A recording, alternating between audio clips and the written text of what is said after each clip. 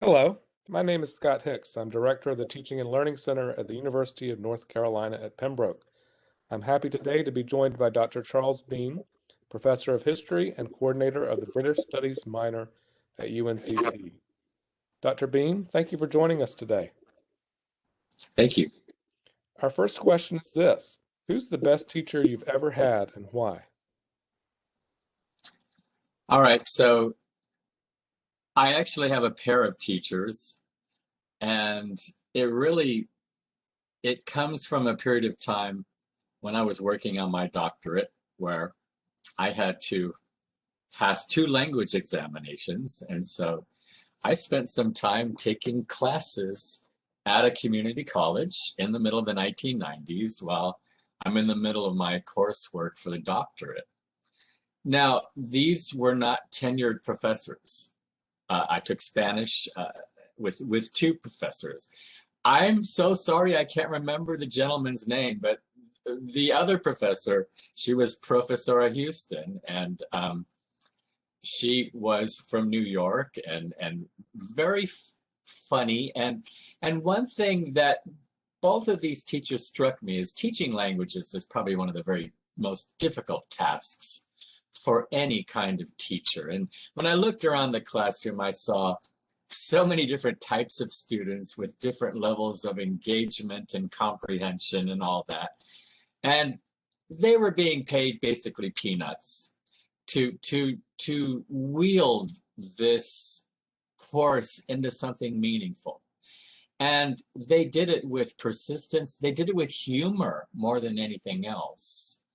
And as well as just a humanity that just emanated from out of their souls more than anything else. And I grew very fond of both of these professors, and I just thought, I want to be a teacher like that. I want to be someone, that does their best to try to reach every single student in the classroom.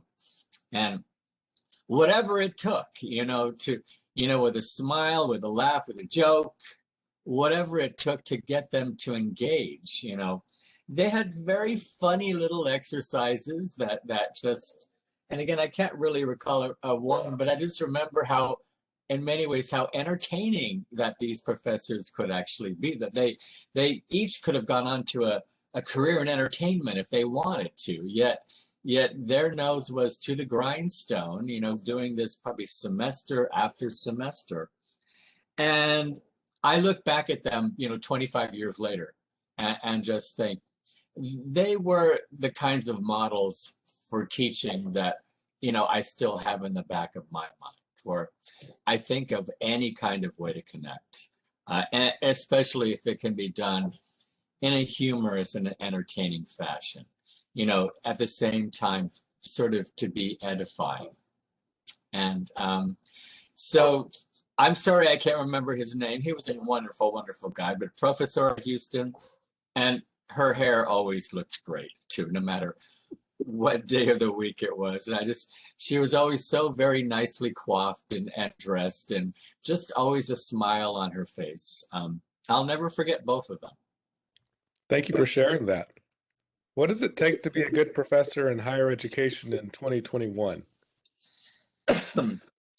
Well, I'll tell you, I think that you've got to be ready for any kind of changes that will come your way. And that you cannot be settled into your routine of everything that you figured out works, because suddenly they don't work anymore. Because the biggest transition for me was to teach online, a brand new medium, one that I had no desire ever to go in that direction. I like being in a classroom. And so one of the great challenges, not for me, but also for so many of my colleagues, not just here at UNCP, but all over the country, who really had a very, very hard time of making these kinds of rapid adjustments, is that we must be open to change whenever it shows up, and be ready to roll with the punches.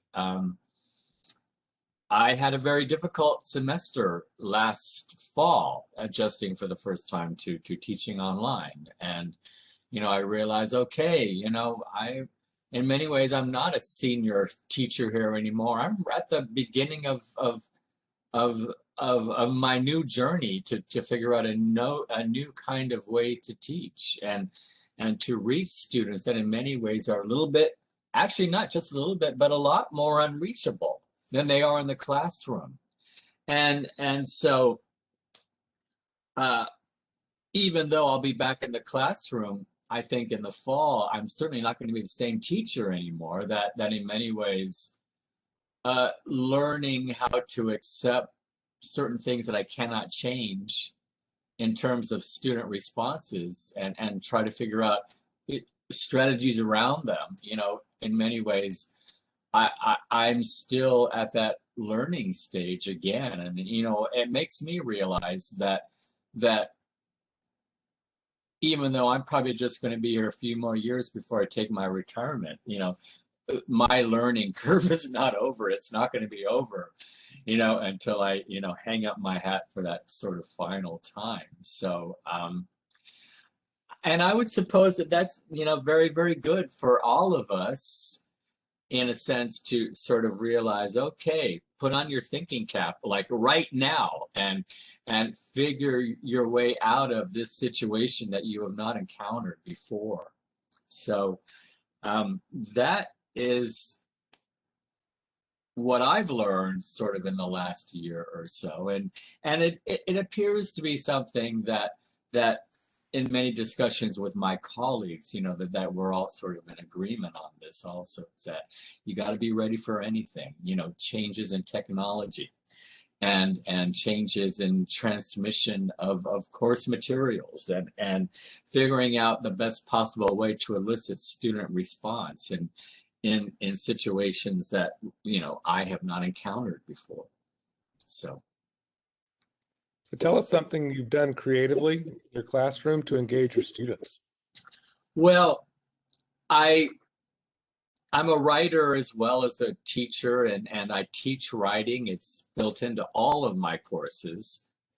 And getting students to write about history really involves teaching them how to create as much context as possible. You want to tell a historical story, you got to tell me, where it's happening, when is it happening, who is it happening to, why is it important? In other words, what I call sort of creating a full historical context. One of the first assignments that students have in all my classes is to write a history of themselves. And I ask them this question: what was the most significant event in your life? And students, and of course the instructions say, as you write about this, tell me, where is it happening? When is it happening? Who's it happening with? Why do you consider this event to be most important? And it is a surprisingly effective way for students to connect with you. And I have them do it in class, and then I'll ask for a few volunteers to share their stories. And you'd be surprised of the honesty that comes forward in this kind of assignment. And sometimes they share very, very traumatic events with me, as well as, the usual, many, they'll talk about they've just had their first child, they got married, they found Jesus. These are very important events in students' lives, but sometimes it'll be a story from their wartime experience, or a story from the illness of a family member that affected them very, very deeply. And it is, when I'm sort of grading these online on Canvas, that I get to sort of, many ways, I'll share, if I've had a similar kind of experience, I will share that back with them also. That is a way to connect with students that I've been doing for a long time, and it seems to be one of those really surefire kind of ways to make it, not only to teach them, the elements of writing some history, but also as a way to sort of connect with them. And I think all of us realize that if you can create personal connections with your students, you know, you're going to have a much better success in getting them to fulfill the course requirements. So that is one that I've always found very, very enjoyable, and certainly the assignment that I enjoy grading the most, you know, of any that sort of goes through the semester. So that's my sort of creative story to share. So wonderfully creative story. Thank you for sharing it. My pleasure. And thanks for being a part of today's celebration of teaching and learning. Thank you very much for inviting me. I appreciate it.